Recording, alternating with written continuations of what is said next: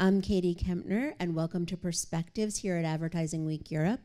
Perspectives is a series of inspiring conversations with remarkable working women who are leading busy and successful lives.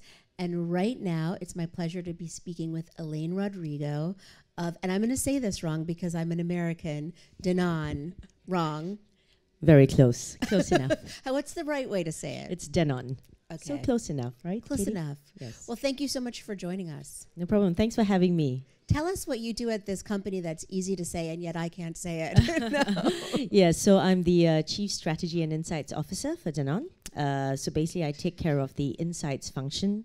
So we look at anything to do with people centricity and how we actually keep the company close to consumers and what's going on around the world with trends and so on.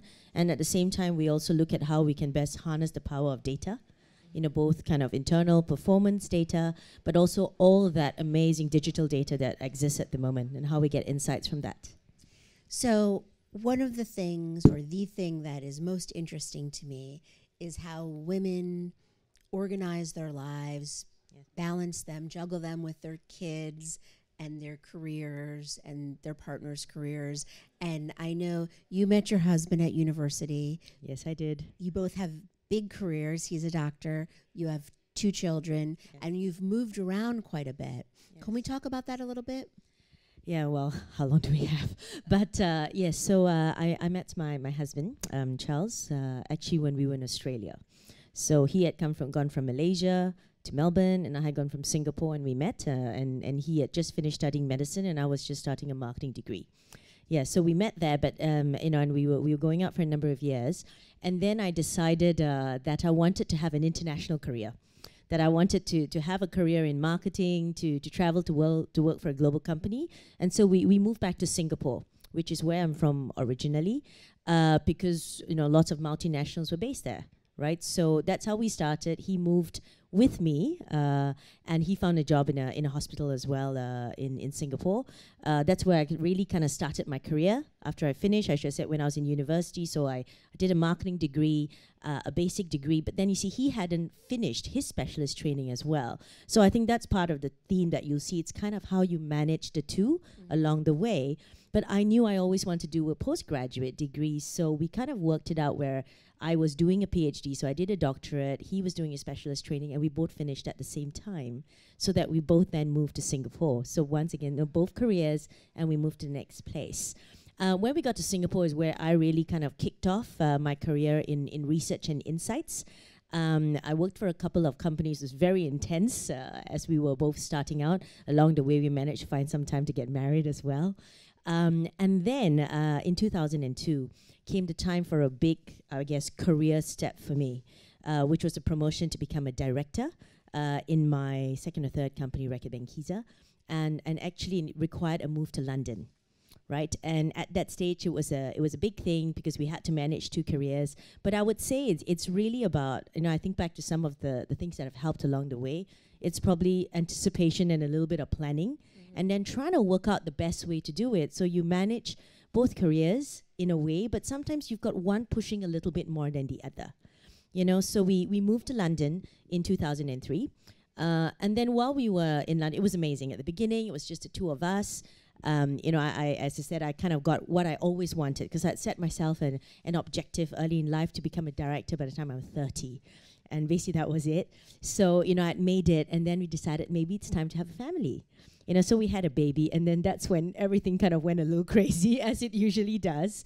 And, you know, we kept going while we were in London, but after about a year, I realized this was hard. You know, I had a global career. He was working in a hospital.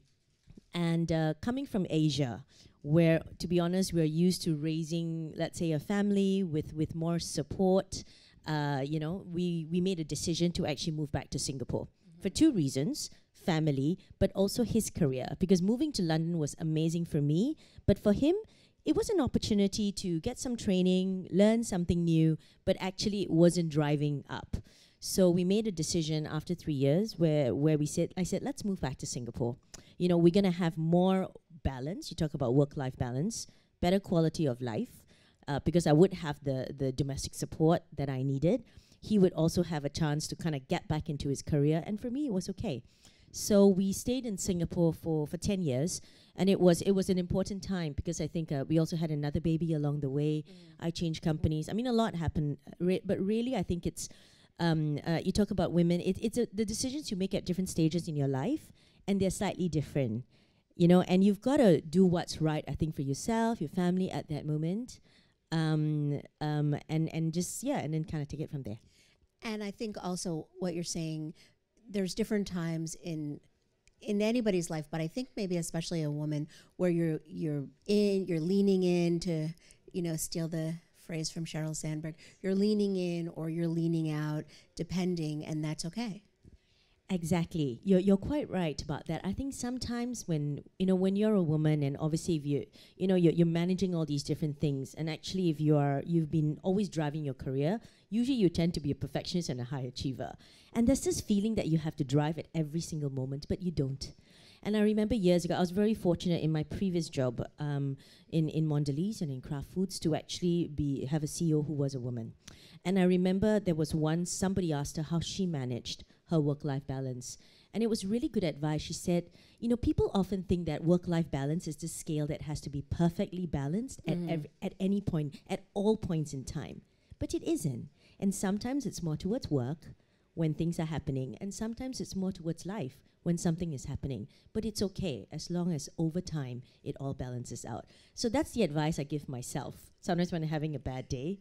Because, you know, sometimes it's, I don't know, you feel like every day has to be perfect. Yeah. Every day you have to be the perfect, you know, employee, boss, wife, sister, mother, and sometimes it's just too much. And I just give myself a little bit of a break and say, as long as it kind of pans out overall, I'm doing okay. So I always ask people for one piece of advice. I guess that was your boss's piece of advice, but it's also your piece of advice. Is there anything you'd like to build on then, if one piece of advice that really helps guide you through your life and your career? Would it be that, or is there something else you'd want to add? I think it's a little bit of that, but I don't know. It's sort of multifaceted. But I would say, firstly, I think you know, really know what you want. I think you said, you know, you talk about leaning in, and I am quite inspired as well by Sheryl Sandberg, and obviously she wrote a book, you know, 5 years ago. But it's interesting, when I read it, I was like, I feel like I've been doing this all my life. So it's great there's a book now. Right. And I give it to every kind of young female member of my family when they first start their careers, and say, you might want to read this. You know, but this idea of leaning in, I think knowing what you want, you know, and knowing the right moments, I think, as you said, to lean in, to really go for it, bring other people along with you on the journey. So anticipate and plan, you know, and kind of pivot along the way. But when you really want something, you know, try your best to make it happen. And if it doesn't, don't give yourself a hard time about it, because another time will come. That's fantastic advice. Thank you so much for joining us. Thank you for having me, Katie.